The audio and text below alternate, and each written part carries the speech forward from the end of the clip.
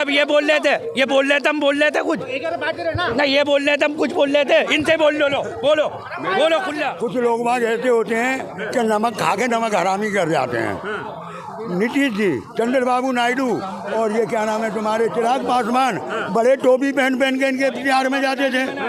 नमक खाया ना वहाँ, इफ्तिहार में जाते थे, खून के साथ ऐसा किया।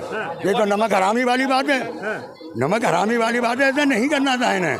अगर हो सकता है वो रह जाते, क्या नाम है, न्यूट्रल रह जाते, ना इधर रहते ना उधर रहते, न्यूट्रल रह जाते, तो अब सबसे बड़ा टीकरा फूटेगा इनके ऊपर और सबसे बड़ा फायदा होगा बीजेपी को कि भाई हमने तो, हमारी तो संख्या ही नहीं थी, इन्होंने साथ दिया, हमने पास करवा दिया। नीतीश बाबू और चिराग पासवान ये कह रहे हैं जो गरीब मुसलमानों को फायदा नहीं मिल रहा था, फायदा मिलेगा, इसलिए हम गरीब मुसलमानों के साथ हैं, इसलिए वक्फ बोर्ड अमेंडमेंट बिल का साथ दिया।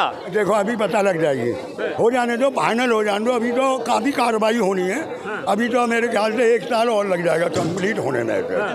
आने दो 1 साल, पता लगेगी आपको कि कितने नेताओं के पास जगह आ गई और गरीब आदमियों पर कितनी पहुंची, गरीब आदमियों को कितना भला हुआ। ये सिर्फ अपना भला चाहते हैं। अब मैंने अभी बोला था थोड़ी देर पहले, अपने लिए चुपचाप तनख्वाह बढ़ा लेते हैं, वो भी 24% वक्फ बोर्ड के लिए 14 16 घंटे मीटिंग करते हैं एक वक्फ बोर्ड के लिए। ये तो चलता रहता है, पर नहीं, बेरोजगारी पे, महिलाओं के साथ अत्याचार पे, उस पर इनके पास टाइम नहीं है। आते हैं कैंटीन में खाते हैं और निकल जाते हैं, बाहर में जा जनता। अब जो असदुद्दीन ओवैसी हैं और तमाम मुस्लिम पर्सनल लॉ बोर्ड के व्यक्ति हैं और विपक्षी नेता ये कह रहे हैं सुप्रीम कोर्ट में हम जाएंगे, इसका विरोध करेंगे। ओवैसी शायद मेरे ख्याल से मुसलमान भाइयों ने, है ना, उसकी कदर नहीं की। अच्छा, बहुत सुलझा हुआ नेता और मुसलमानों का हितैषी थी। मैंने परसों देखा, कल बेचारा संसद में बैठा हुआ रो रहा था, आंखों में आंसू थे उसके, असदुद्दीन ओवैसी के। हाँ, आंखों में आंसू थे, जिनके लिए वो इतना करता है। और पता नहीं हमारे मुसलमान भाई कहाँ सोए हुए हैं, उसके बारे में सोचते ही नहीं है, जबकि मुसलमानों का सच्चा हितैषी है वो। ये तो सब दिखाए हैं चंद्रबाबू नायडू। कांग्रेस तो ये कहती है और बीजेपी भी ये कहती है असदुद्दीन ओवैसी जैसे नेता गरीब मुसलमानों को बरगलाने का काम करती है। नहीं, ऐसा कुछ भी नहीं है।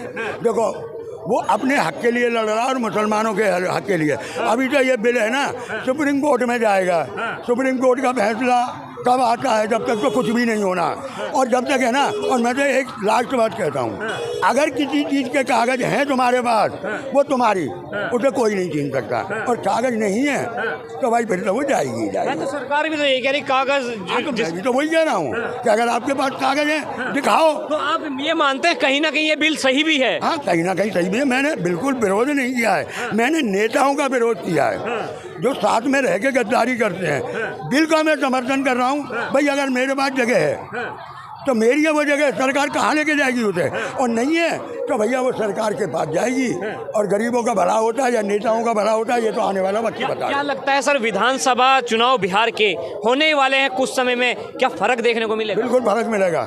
नीतीश कुमार जी नहीं आएंगे। फायदा कौन ले जाएगा फिर? फायदा ले जाएंगे लालू जी। लालू जी बिल्कुल लेके जाएंगे। अच्छा, क्योंकि देखो बिहार में भी मोहम्मदन भाई है ना, 70% के आसपास है। 17-18% के बाद हैं, सरकार पलटने की ताकत रखते हैं वो। और मुझे लगता है कि अब, है ना, ये क्या नाम है, नीतीश नहीं आएंगे। क्या नाम होगा? कहानी खत्म। क्या नाम होगा? मैं बोल रहे हैं, वक्फ बोर्ड अमेंडमेंट को जानते हैं? ये नॉलेज ही नहीं चाहिए। क्या नाम होगा? अकबर शाही। वक्फ बोर्ड को के बारे में कुछ पता है? जी पता है हमको। बिहार के नेताओं को तो आप जानते ही होंगे। हाँ जानते हैं। नीतीश बाबू और चिराग पासवान पे यह आरोप लग रहा है कि मुसलमानों के विरुद्ध जाके वक्फ बोर्ड अमेंडमेंट बिल का फैसला किया है उन्होंने। क्या लगता है? ये तो पूरा बदनामी नीतीश कुमार, चंद्रबाबू नायडू, ये जो लोग भी है, पूरा बदनामी इनके ऊपर होंगे। क्योंकि इन्होंने मुसलमानों के लिए बात की है, बहुत चीज़ की है, लेकिन मुसलमानों की हित की बात इन्होंने कभी नहीं की है। ये सब जो है बहला फुसला के मुसलमानों को बेवकूफ़ बना रहे थे, ये बना रहे हैं वोट लेने के लिए। इन सब नेता को मैं मुसलमानों के रहनुमा नहीं मानता हूँ। मैं तो अपना नेता बैरिस्टर असदुद्दीन ओवैसी को नेता मानता हूँ, जो सच्चाई को बोलते हैं सांसद में, और उसके जैसा नेता इस देश में भी कोई नहीं है। वो अकेले सांसद में अकेले रहते हुए भी बिल को फाड़ता है, बीजेपी तो छोड़ो, तमाम विपक्षी पार्टियां भी कहते हैं असदुद्दीन ओवैसी जो हैं वो बरगलाने का काम करते हैं गरीब मुसलमानों को। वो बरगलाएंगे कैसे? इतने पढ़े लिखे व्यक्ति, आपको लगता है कि वो बरगलाता है? इतने बड़े पढ़े लिखे गरीब मुसलमान का क्या फायदा किया असदुद्दीन ओवैसी ने? क्या वक्फ बोर्ड वालों से कभी ये कहा कि गरीब मुसलमानों के लिए अच्छा स्कूल बनाया जाए, हॉस्पिटल बनाया जाए? वो तो भाई सरकार जो है, गवर्नमेंट मुसलमानों पर नज़र रख रहा है। जैसे हमने अल्लाह के नाम पर जमीन को वक्फ कर दिया, ठीक, कब्रिस्तान बनाया। क्या गरीब मुसलमान को एजुकेशन नहीं चाहिए? क्या गरीब मुसलमान को घर नहीं चाहिए? क्या उसकी मदद नहीं होनी चाहिए धन दौलत से? भाई मुसलमानों को सब कुछ चाहिए, पर मुसलमानों को ऐसा नहीं ना कि उसके घर को छीन लो या उसके मस्जिद को छीन लो, उसके कब्रिस्तान को छीन लो, उसके ईदगाह को छीन रही है क्या? ये छीनने का ही काम कर रहा है ये सरकार। है कि कागज, जो जिस चीज़ के कागज है वो दिखा दो। सरकार ये कह रही है ना कि कागज दिखा दो, तो ये सब जो है कई कागजात भी नहीं हो सकते हैं, तो और कुछ भी कर सकते थे सरकार। कई सारे जो है मतलब केस जो है सुप्रीम मतलब अदालत में थे, तो उन सबको तो भी देखना चाहिए था सरकार को। अब ये गवर्नमेंट तो वो देख नहीं रहा है, लेकिन ये गवर्नमेंट जो है मतलब ये कानून लाके सिर्फ मुसलमानों को ज़मीन को छीनना चाहती है। तो हम ये कहना चाहते हैं कि हम जो है वो मुसलमान नहीं हैं जो मोदी या किसी से डरेंगे। हम तो सिर्फ अल्लाह को मानने वाले हैं और अल्लाह से डरते हैं। क्या नाम होगा सर? मानव शर्मा। क्या लगता है चिराग पासवान ने और नीतीश कुमार ने मुसलमानों के विरुद्ध जाकर वक्फ बोर्ड अमेंडमेंट बिल का पक्ष रखा? मैं वक्फ बोर्ड के बारे में मैंने तो अभी ज़्यादा कुछ पढ़ा नहीं है, कि मैंने जब पढ़ूंगा तो मेरे को समझ में आया हाँ इसमें ये चीज़ें दिक्कत हैं, तो फिर मैं इसके ऊपर बात कर पाऊँगा। पार्टियां ये कह रही हैं कि नीतीश बाबू, चिराग पासवान मुसलमानों के हितैषी बनते हैं, पर ये वक्फ बोर्ड अमेंडमेंट बिल का समर्थन करके मुसलमानों पे कहीं ना कहीं अत्याचार करने का काम किया।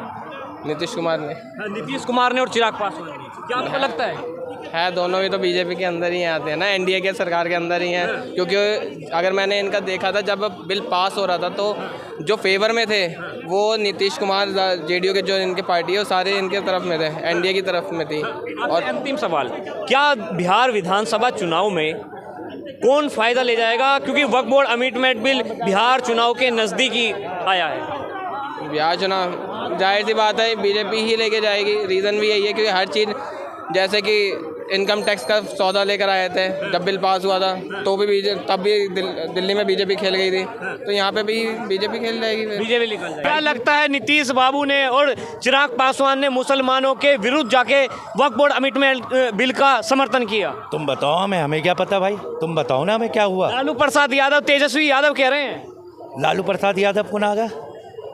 विपक्ष के नेता हैं लालू भैया बोलो ना।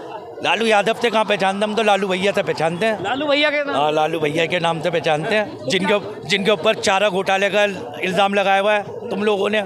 हम क्यों लगाते? तो सत्ता पक्ष और विपक्ष लगाता है। मैं समझा कभी तुमने लगा दियो और मैं तो तुमने अदालत में लगाए हुए, जेल में नहीं थे वो क्या? अभी बेल पे हैं। ये खुद बोलेंगे, अब ये कहेंगे बड़ी लकड़ी में गाड़ने में लूंगा। अबे यार, आप जब ये बोल रहे थे हम बोल रहे थे कुछ ना, ये बोल रहे थे हम कुछ बोल रहे थे। इनसे बोलो खुला। चिराग पासवान और नीतीश बाबू के मुस्लिम नेता हैं, वे इस्तीफा देके जा रहे हैं। कह रहे हैं नीतीश बाबू ने और चिराग पासवान ने मुस्लिमों के विरुद्ध जाके फैसला लिया। देखिए, बिहार में 17% मुसलमान हैं। अब जो नेता हैं जो उनको इस्तीफा देके जा रहे हैं, नीतीश बाबू को उससे कोई फ़र्क नहीं पड़ने वाला, क्योंकि जो चीज़ का पहले से डिसीज़न ले लिया था कि बिल के समर्थन में आना है, और उन्होंने अपने कुछ रेजोल्यूशन रखे थे, पॉइंट रखे थे नीतीश और चंद्रबाबू नायडू ने कि इसमें ये संशोधन होना चाहिए, तो वो भी सरकार ने किया है, एंड मोमेंट पे किया है। ये भी मैं आपको बता दूं, तो वो पहले से ही तैयार हैं, उनको इस चीज़ से कोई फ़र्क नहीं पड़ना। वोट बैंक की राजनीति उन्होंने नहीं करनी है, जो विपक्ष शुरू से करते आ रहा है। सही बात है भाई, वोट बैंक की राजनीति उनको मतलब नहीं है, नहीं करनी, नहीं मिलना वोट नहीं मिले, सही बात। लेकिन अगर समर्थन दिया है, अगर देखा, यही बात है कि जब मैं बोलने मैंने पहले बोला मैंने पहले बोला था, अरे आप माइक बोलो, आप माइक आपके पास। मैंने आपको ये बात बोली है, इनको बोलने दो। उन्होंने ये बात बोली है, और इंसानियत से पूछ लो। मैंने यही बात बोली है कि उनको इस चीज़ से कोई फर्क नहीं पड़ने वाला। आज बीजेपी की सरकार भी टिकी हुई है सिर्फ नीतीश और चंद्रबाबू नायडू की वजह से। मैं ऑन कैमरा बोल रहा हूँ, ये सरकार अल्पमत में है, 240 सीटें हैं। अगर 296 हो रही हैं, उसमें 30 सीटें टीडीपी 18 और नीतीश कुमार 12, ये मिला के हो रही हैं सर। तमाम विपक्षी दल ये कह रहे हैं नीतीश बाबू और चिराग पासवान अपने आप को मुसलमानों का हितैषी बताते थे और अब ऐसा काम कर रहे हैं कि बिहार के विधानसभा चुनाव में नीतीश बाबू को और चिराग पासवान को करारी हार मिलेगी। मैं एक बात कह रहा हूँ कि मुसलमानों का हितैषी होना और वक्फ बिल का समर्थन करना दो अलग चीज़ें हैं। मतलब वक्फ बिल का समर्थन कर लिया तो वो मुसलमानों के हितैषी नहीं रहे, ऐसा तो कुछ नहीं होने वाला है। अगर नीतीश कुमार को सरकार चलानी है और वो चलाते आ रहे हैं 20 साल से, तो उसमें वो हिंदू मुसलमान सब जातियों को रख के वो चला रहे हैं। उनको एक जाति के ऊपर टारगेट नहीं करना है। नीतीश कुमार टारगेट करके नहीं राजनीति करते हैं, ये तो कांग्रेस टारगेट करके राजनीति करती है, जिन्होंने मुसलमानों का दोहन किया है, मुसलमानों का इस्तेमाल किया है। और मुसलमान भी जागरूक हो गए हैं, उनको भी पता है कि हमने कांग्रेस को 57 साल सपोर्ट किया, लेकिन 57 साल में कांग्रेस ने हमारे लिए क्या किया। तो वो टारगेट करके राजनीति करने वाली ये पार्टियां हैं। नीतीश कुमार टारगेट करके राजनीति नहीं करेंगे, वो अभी भी मुसलमानों के हितैषी हैं, ऐसा कुछ नहीं है। ये तो विपक्ष है, लालू यादव है, तेजस्वी यादव हैं, ये एजेंडा फैला रहे हैं, इनको फैलाने दीजिए, इससे कोई फर्क नहीं पड़ने वाला। ये कह रहे हैं हम सुप्रीम कोर्ट तक जाएंगे कि कानून की अवहेलना करके, संविधान की अवहेलना करके इस बिल को पास किया गया। जाइए ना, असदुद्दीन, पूरा नाम भी नहीं बोलना, असदुद्दीन ओवैसी, हाँ, वो उन्होंने बोल दिया है। ममता बनर्जी के तृणमूल कांग्रेस के गौरव गोगोई ने बोल दिया है। आप जाइए, आपका स्वागत है।